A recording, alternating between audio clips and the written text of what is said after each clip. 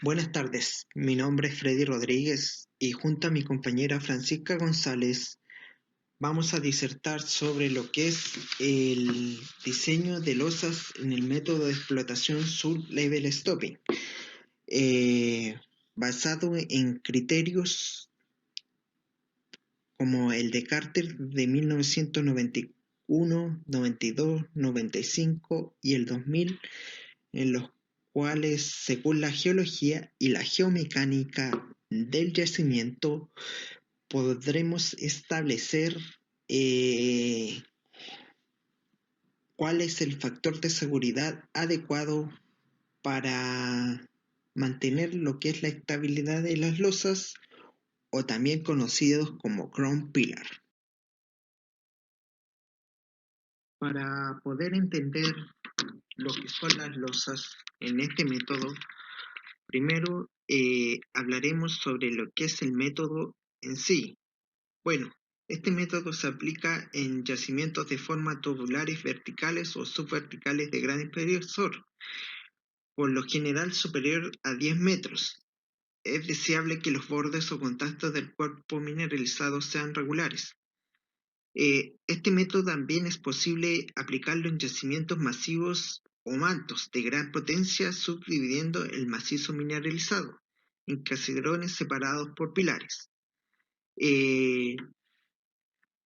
La roca mineralizada y la roca circundante deben presentar buenas condiciones de estabilidad, siendo lo suficientemente competente y autosoportante. En este método, el mineral se excava por tajadas verticales, dejando un caserón vacío, por lo general de grandes dimensiones. Que el mineral arrancado en este método se recolecta en embudos o zanjas en la base del caserón y se extrae según diferentes modalidades. La expresión sublevel hace referencia a galerías o subniveles, a partir de los cuales se realiza la operación del arranque del mineral. Los desarrollos en este método de explotación consisten en un nivel base o nivel de producción, el cual en donde están las estocadas y el nivel de transporte, donde se extrae el mineral.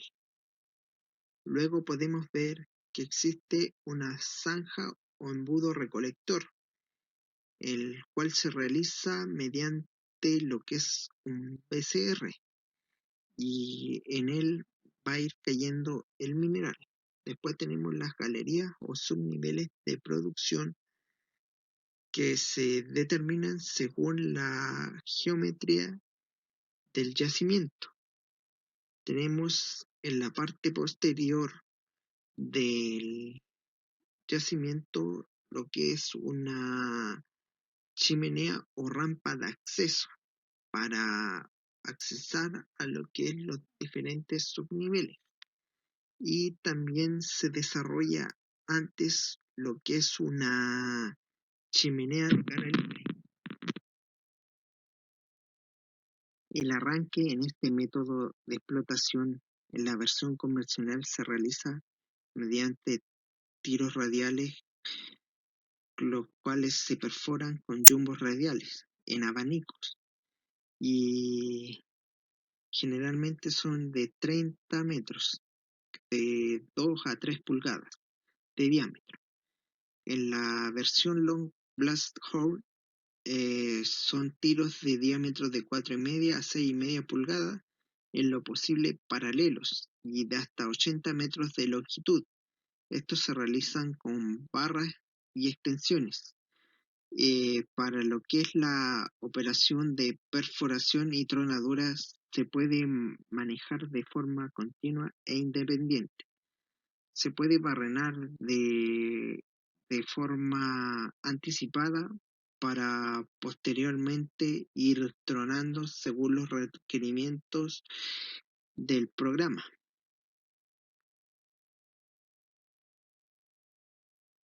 El manejo del mineral es generalmente en equipos LHD, los cuales extraen, cargan y transportan el mineral hacia estaciones de traspaso.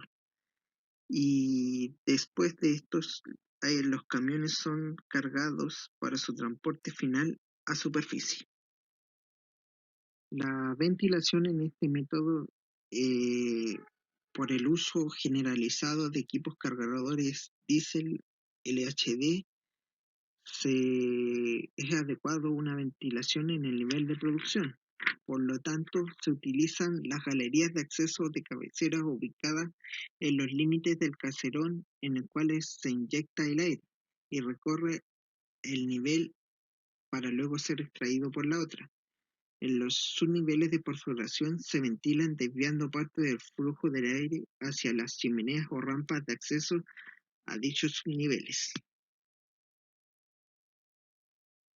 La fortificación en este método no es requerida, por lo tanto, su utilización no es intensiva o sistemática con elementos de refuerzo, ya que generalmente se desarrolla en roca competente, pero en las galerías de producción se fortifica por lo general según el requerimiento, mediante pernos segmentados o pernos y mallas de acero, incluso choque, y según las condiciones locales de la roca. En los subniveles de perforación se puede utilizar localmente elementos de refuerzo provisorios, cuando las condiciones de la roca así lo requieren. La innovación tecnológica en cuanto a perforación y tronadura subterránea de tiros de gran diámetro ha traído consigo un significativo aumento de la popularidad de este método. El mayor volumen y complejidad de los desarrollos es compensado por la mayor eficiencia de las operaciones. La perforación y la tronadura y la extracción del mineral son operaciones que se pueden ejecutar de modos independientes entre sí y permite la utilización intensiva de equipos mecanizados, y así se puede obtener una alta productividad en un sector concentrado de la mina. Los límites de los caserones no aceptan líneas poco claras en esos límites, por lo cual pueden quedar incorporados sectores de baja ley y quedar excluidos otros de alta ley, por lo cual el sublevel stocking es poco selectivo y especialmente en su versión moderna, el LBHE, por lo cual un conocimiento riguroso y la interpretación adecuada del modelo geológico del yacimiento son factores claves para el éxito de la aplicación de este método, conjuntamente con un cuidadoso control del trazado de los diagramas de tronadura. Bueno, las ventajas de este método es que es muy favorable para la mecanización, es altamente eficiente, tiene una tasa de producción moderada a alta y es un método seguro y fácil de ventilar, tiene una recuperación sobre el 90%, una dilución baja menor al 20%, tiene perforación que puede adelantarse y en operaciones grandes, tronaduras semanales son frecuentes. El mineral está disponible de inmediato al iniciarse la tronadura de producción. Las desventajas es que es intensivo en capital, por lo cual requiere de bastantes desarrollos antes de iniciar la producción.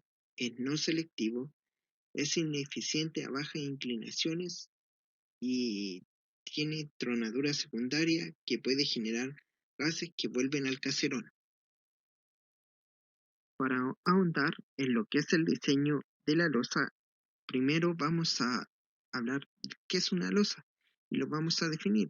Es un cuerpo horizontal conformado por roca remanente o existente sobre la parte superior de una labor subterránea y tiene como requisito preservar la seguridad personal y ambiental.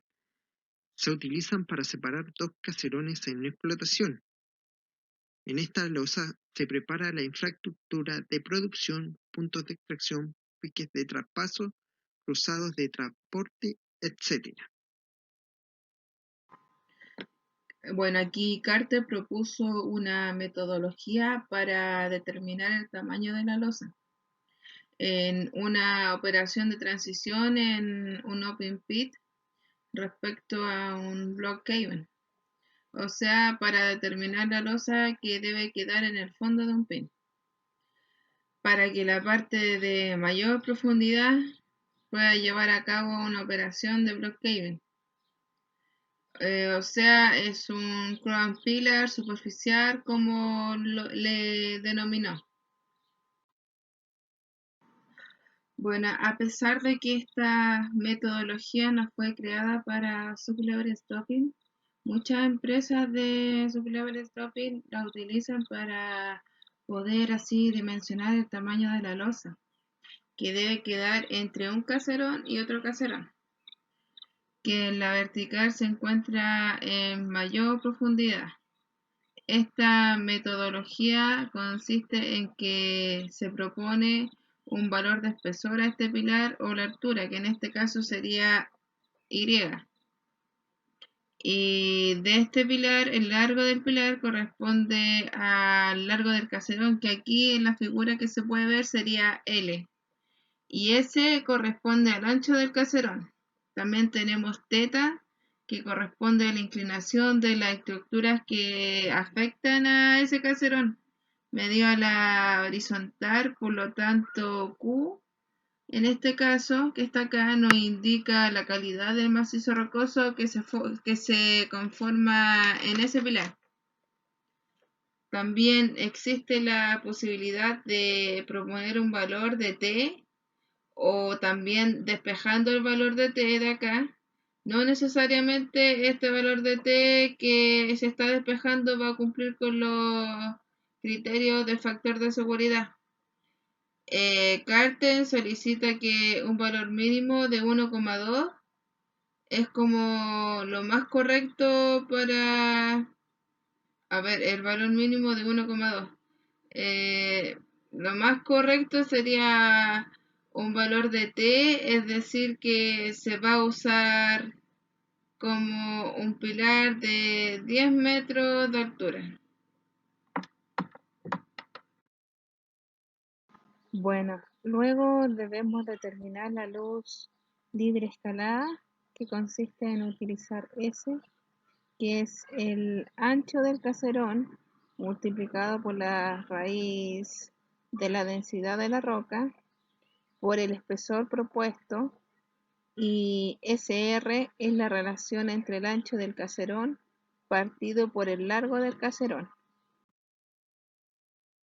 Bueno, utilizando la ecuación que vimos anteriormente, dejamos la luz libre escalada y ahora necesitamos determinar la luz libre crítica.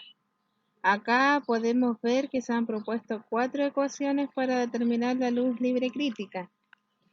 En esta propuesta por Carter y Barton, en 2 ocasiones ha sido propuesta por una consultora.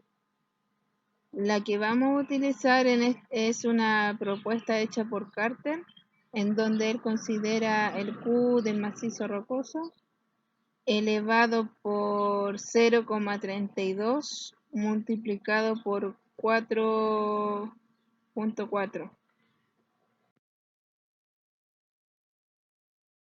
Bueno, acá podemos ver un caso de aplicación de una consultora para poder dimensionar el tamaño de la losa entre 2 caserones. Bueno, es necesario determinar estos 2 factores y así podemos determinar el factor de seguridad, que va a ser la luz libre crítica dividido en la luz libre escalada. Si este valor da sobre 1.2, el tamaño del pilar crown pillar propuesto significa que va a ser estable. Bueno, acá en la mina San José se puede ver que aplican esta metodología de Carter y utilizan con un factor de seguridad mínimo de 1.2, que es lo que propone Carter.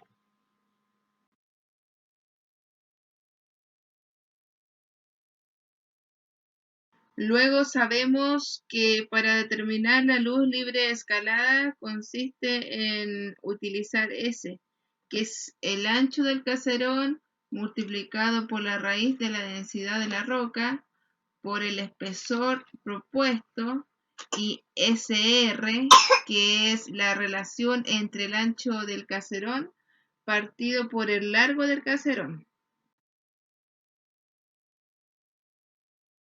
En la siguiente tabla veremos el criterio de diseño para una probabilidad de falla aceptable según Carter y Miller de 1995. Aquí podemos ver que se divide según clases, desde la clase A hasta la clase G, siendo la clase A la de mayor probabilidad de falla, entre un 50 y un 100%, y la G menor al 0,5%, con una vida útil en la clase A de efectivamente 0 y la G de muy largo plazo. Los años en la clase A serían de menor a 0,5 y en la clase G mayor a 100.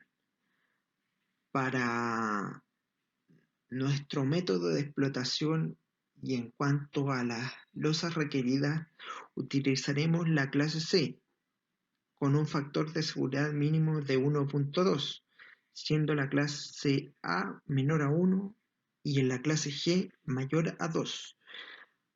¿Por qué utilizaremos la clase C?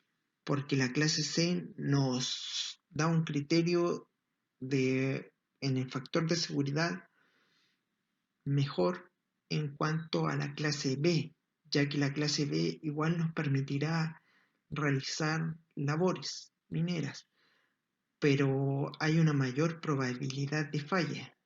En la clase C se observa que igual se utilizará un monitoreo constante mediante eh, instrumentos, pero en la clase B necesitaremos un monitoreo certificado y continuo, ya que la clase C no solamente nos permitirá realizar la labor, sino que a la vez nos permite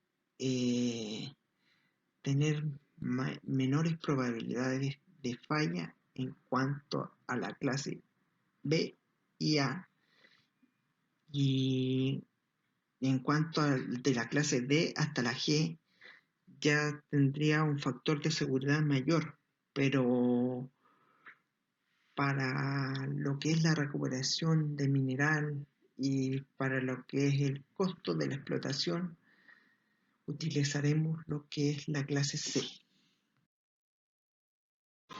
Bueno, acá vamos a ver un caso de aplicación relacionado a la metodología de Carter para dimensionar las losas, donde tenemos un caserón de 50 metros de largo y 20 metros de ancho. El alto del caserón no es relevante para esta metodología, pero se propone un espesor de pilar de losa de 25 metros. También existen estructuras que forman un ángulo de 40 grados respecto a la horizontal. Y la calidad del macizo rocoso es expresada en Q, que es de 10 puntos. También tenemos la densidad de la roca, que es de 2.5.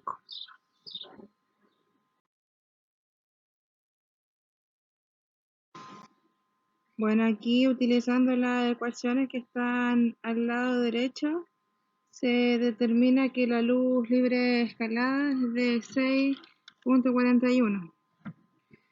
Utilizando la ecuación de Carter para determinar la luz libre crítica, se puede determinar que el valor que da es de 9.19, determinando este factor de seguridad, que es luz libre crítica dividido luz libre escalada.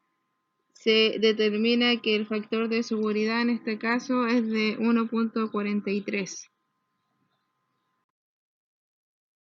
Anteriormente ya calculamos nuestro factor de seguridad, que era luz libre crítica dividido luz libre escalada, y determinamos que el factor de seguridad que nos daba era de 1.43. Entonces aquí ya podemos determinar que el pilar que he propuesto es adecuado para la situación. Aquí en la tabla que tenemos a mano izquierda, vemos como el ángulo de la estructura, el ángulo de la estructura como afecta al pilar. Por ejemplo, si tenemos estructuras que tienden a ser más verticales, los pilares tienden a ser más estables, más seguros. Y mientras más horizontales sean las estructuras, los pilares tienden a ser más débiles, más inestables. Por ende, tienen asociado un factor de seguridad más bajo, y esto también se ve reflejado a diferentes propuestas del ancho del pilar, en donde se puede ver en este ejemplo donde la potencia del pilar es de 16 metros, con un ángulo crítico superior a 50 metros, el pilar va a ser subestable. Pero si tuviéramos un ángulo menor, el pilar no lo va a hacer. Por lo tanto, hay una relación directa que entre la estructura, la potencia propuesta y el factor de seguridad. Todo esto va de la mano.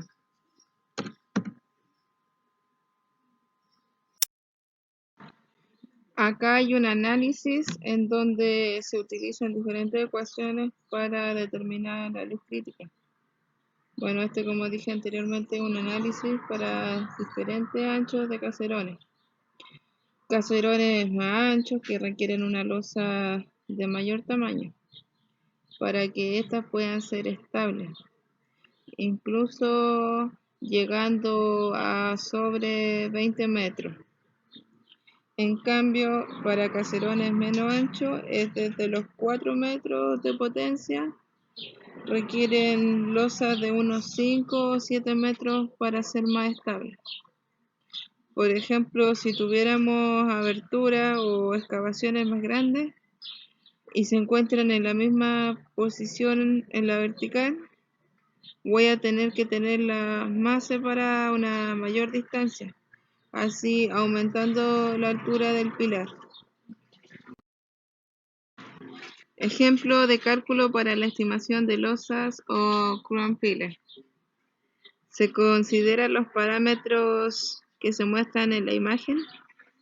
También se consideran las dimensiones de los caserones, como la profundidad en que se encuentra, el K tectónico, que en este caso se están usando los esfuerzos.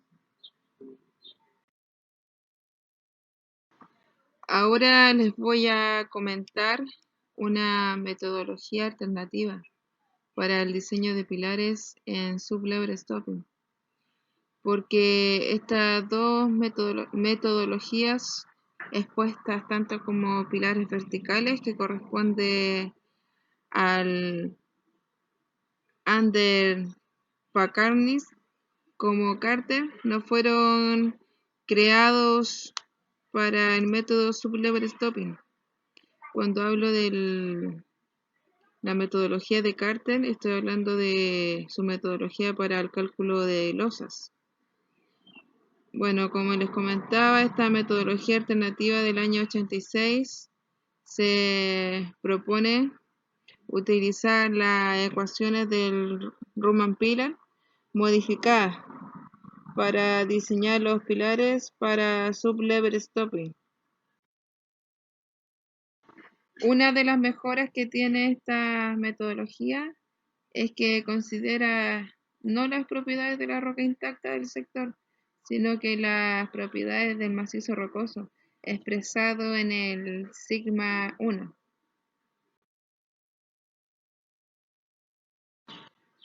Bueno, aquí se asume, en el peor de los casos, donde los pilares son menos estables, es cuando hay ausencia de confinamiento del macizo rocoso, o sea, cuando sigma 3 es igual a 0.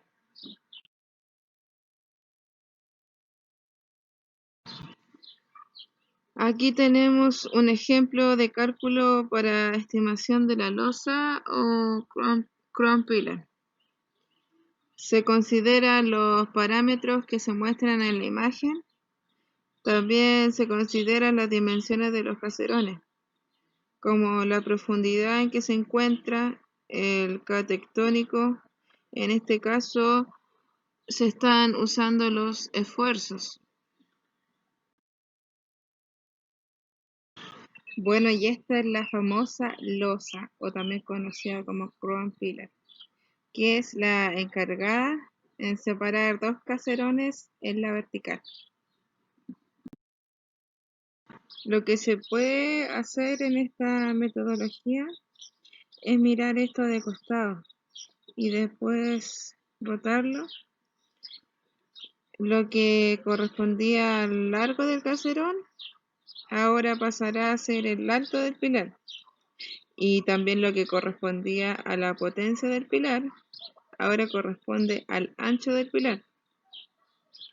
Y también tenemos el largo del pilar, que en este caso corresponde al ancho del caserón.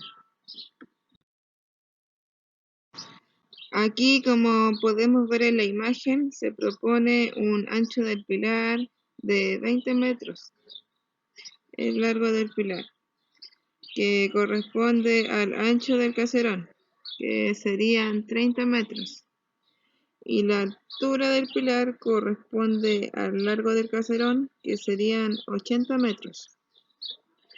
El ancho de las calles se refiere al alto del caserón, que ahí serían 60 metros. Aplicando estas ecuaciones se puede llegar a que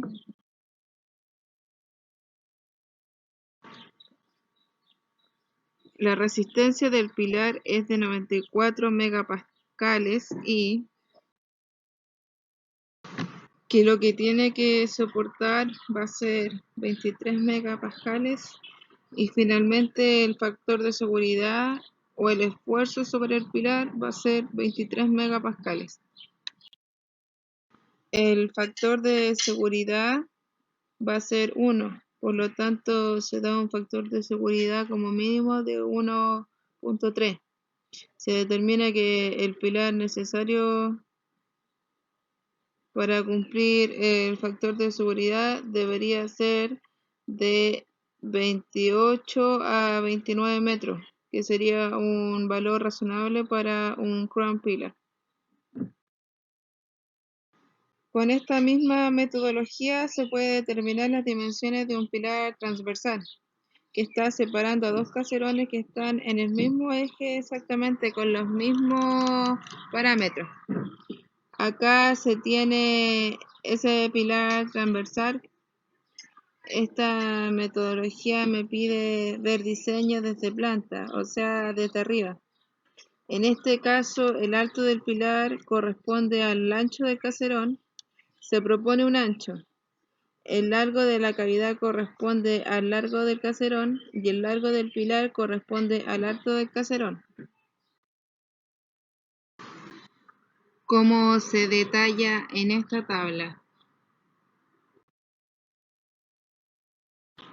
Despejando estos valores, voy a determinar que el factor de seguridad para el pilar que estoy proponiendo de 27 metros me da 1.25.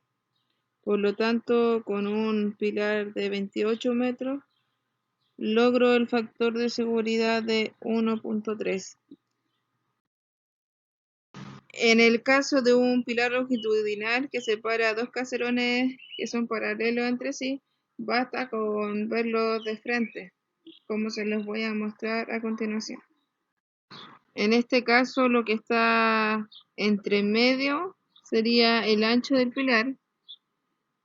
El alto del pilar correspondería al alto del caserón El ancho de la cavidad corresponde al ancho del caserón y el largo del pilar es el largo del caserón en este caso. Ahora vamos a ver un caso de aplicación del método para la estabilidad del crown pillar o las losas. Como nos vimos anteriormente, es un pilar que está dividiendo dos caserones que se encuentran en el mismo eje vertical.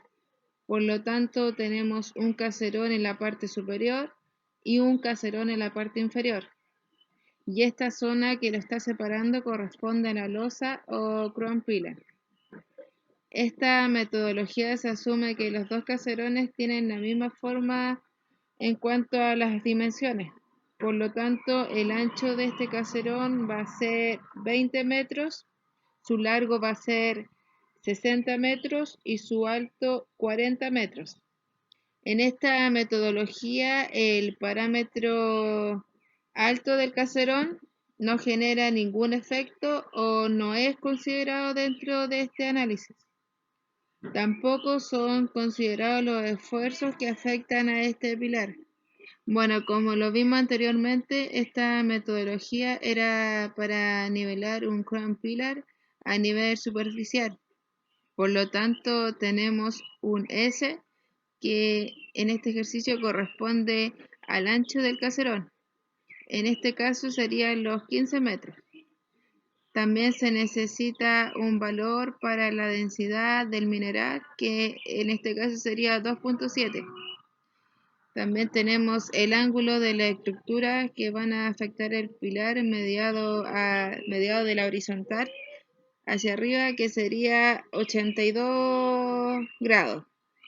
Determinamos el valor de SR, que va a ser el S, que es el largo del caserón, 0.25.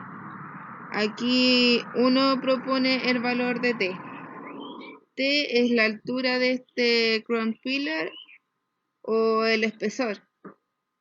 Lo más común en la industria es que un crown pillar tenga dimensión de 10 a 20 metros de espesor, pero también en algunas ocasiones es de 25 metros de espesor, pero lo más común es que sea de 10 a 20 metros.